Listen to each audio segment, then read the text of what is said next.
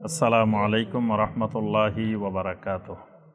আলহামদুলিল্লাহি ওয়াহদা ওয়াসসালাতু ওয়াসসালামু আলা মান লা নাবিয়্যা বা'দা ওয়া আলা আলিহি ওয়া সাহবিহি ওয়া মাওয়ালা। এবার আমরা আলোচনা করব 14তম পর্ব। 14তম পর্বে নবুয়তের 6ষ্ঠ বছর এবং 7ম বছর, এবং এর সাথে আরও একটি কঠিন অবস্থা আল মুকাতা আল আম্মা, এটা দীর্ঘ 3 বছর।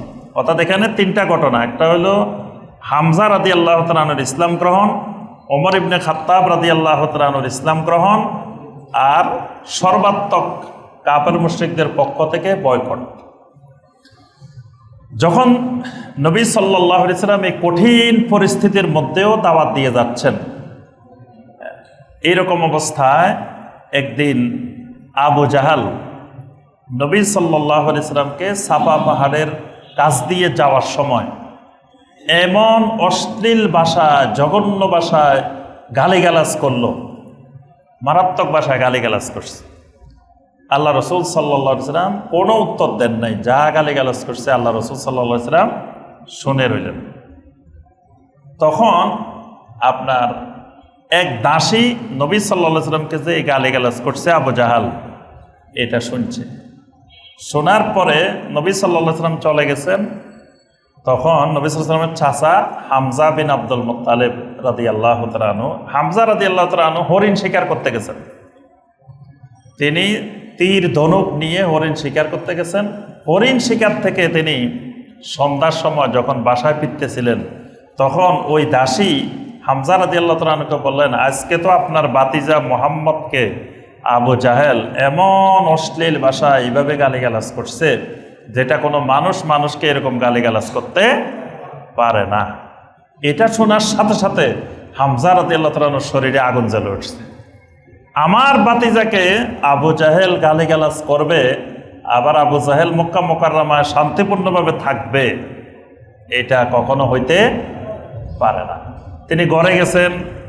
ঘরে গিয়ে হামজা রাদিয়াল্লাহু তাআলা আনহু ওই অবস্থায়, মানে তীর ধনুক নিয়ে আবু জাহেলকে খোঁজা শুরু করে দিয়েছে। আবু জাহেল কোথায়? আবু জাহেলকে খুঁজতে খুঁজতে খুঁজতে খুঁজতে আপনার মসজিদে হারামে পাওয়া গেছে। আবু জাহেল খুব আল্লাহওয়ালা মানুষ ছিল, কিন্তু আবু জাহেল রাস্তাঘাটে ঘুরতো না, সবসময় কোথায় থাকতো? বাইতুল্লাহর মধ্যে মসজিদে হারামে থাকতো। তাকে মসজিদে হারামে পাওয়া যেত, সবসময় মসজিদে হারামে বেশিরভাগ সময় কাটাইতো। আমরা তো মনে করি যে আবু জাহেল মনে হয় মানে সন্ত্রাসী বা খারাপ বাহিরের ওই রকম লোক না। এরা ওদের দৃষ্টিতে, ওদের বাপদাদার ধর্ম অনুযায়ী এরা সবচাইতে বুজুর্গ মানুষ। আমাদের দৃষ্টিতে এরা কাফের, কোরআন সুন্নাহর দৃষ্টিতে এরা কি? কাফের। কিন্তু ওদের বাপদাদার ধর্মে কিন্তু ওরা সবচাইতে বুজুর্গ মানুষ, সবচাইতে আল্লাহওয়ালা মানুষ, সবচাইতে আল্লাহর ওলি এরা। কারণ এরা তো বাইতুল্লাহর খাদেম। আমাদের দেশে দেখবেন শিরিকের কারখানার অনেক খাদেম আছে। এইসব খাদেমেরা ওদের দৃষ্টিতে আল্লাহর ওলি, আমাদের দৃষ্টিতে এরা মুশরিক। কারণ কবর কেন্দ্রিক শিরকে ব্যস্ত, এরাতে কবর কেন্দ্রিক শিরিকের খেদমত করে। আবু জাহেলেরও এরকম, এরা বাইতুল্লাহর খাদেম, কিন্তু বাইতুল্লাহর ভিতরে 360 মূর্তি ঢুকায় ওই মূর্তির খেদমত করে। কিন্তু তাদের দৃষ্টিতে এরা কি? বড় ওলি, এরা বুজুর্গ মানুষ। আচ্ছা, তাকে পাওয়া গেছে মসজিদে হারামের ভিতরে। পাওয়ার সাথে সাথে হামজা বিন আব্দুল মুত্তালিব রাদিয়াল্লাহু তাআলা আনহু এত রাগান্বিত হইলেন।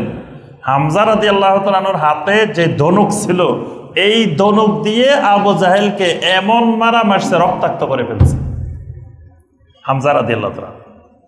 আচ্ছা, আবু জাহেল আহত অবস্থায় আবু জাহেলকে নিয়ে যাওয়া হয়েছে। আবু জাহেলকে রক্তাক্ত অবস্থায়, আহত অবস্থায় ঘরে নিয়ে যাওয়া হয়েছে। আবু জাহেলের গোত্র হইল আপনার বনু মাখজুম গোত্র, আর হামজা রাদিয়াল্লাহু তাআলা আনহু বা নবী সাল্লাল্লাহু আলাইহি ওয়াসাল্লামের গোত্র হইল বনু হাশিম। বনু মাখজুমের লোকেরা এমন খেপা খেপল যে হামজা আমাদের গোত্রের আবু জাহেলকে এরকম মারা মারছে। তখন 2 গোত্র, বনু হাশিম আর আপনার বনু মাখজুম, যুদ্ধ বাজার উপক্রম, যে 2 গোত্রের মধ্যে যুদ্ধ শুরু হয়ে যাবে। কারণ আবু জাহেল বনু মাখজুমের একজন বড় নেতা, বনু মাখজুমের একজন সম্ভ্রান্ত ব্যক্তি, তাকে হামজা রাদিয়াল্লাহু তাআলা আনহু মারছে। আরো মারছে কোন মার? কঠিন মার। এইরকম যখন যুদ্ধের উপক্রম হয়ে গেছে, তখনই আপনার আবু জাহেল বলে উঠতেছে, আবু জাহেল বলতেছে, এই খবরদার তোমরা হামজাকে মারিও না, হামজাকে কিছু করবা না, কারণ আমি মুহাম্মদ সাল্লাল্লাহু আলাইহি সাল্লামকে এমন গালিগালাজ করছি, এটা আমার ভুল হয়েছে, এই জন্য সে আমাকে মারছে। দেখেন, কাফের কাফের হইলেও কিন্তু বুঝ আছে, সে যে অন্যায় করছে, সে যে খারাপ করছে, এটা সে বুঝতে পারছে। এই বিশাল যুদ্ধটা সে হতে দেয় নাই, না হয় কিন্তু এটা বিরাট আকারের বনু হাশেম আর বনু মাখজুমের মধ্যে যুদ্ধ শুরু হয়ে যেত। কিন্তু সে বলছে যে না, তোমরা কেউ কিছু করবা না, আমার অন্যায়, আমি মুহাম্মদকে এরকম গালি দিছি, আর ওই গালি দেওয়ার কারণে হামজা আমাকে মারছে, না হয় আমাকে এরকম মারতো না।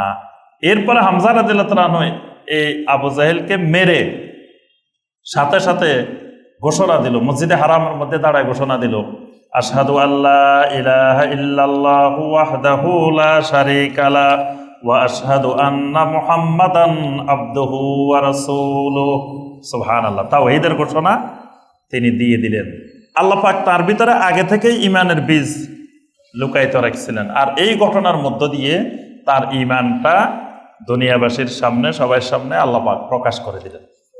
হামজা রাদিয়াল্লাহু তাআলা আনহুর ইসলাম গ্রহণ কাফেরদের জন্য বিরাট আঘাত, মানে তারা এটাকে বড় ধরনের ইসলামের একটা বিজয় মনে করলো, যে হামজার মতো মানুষ ইসলাম গ্রহণ করে ফেলছে, তাহলে তো মুহাম্মদ সাল্লাল্লাহু আলাইহি ওয়াসাল্লাম আরো শক্তিশালী হয়ে গেল।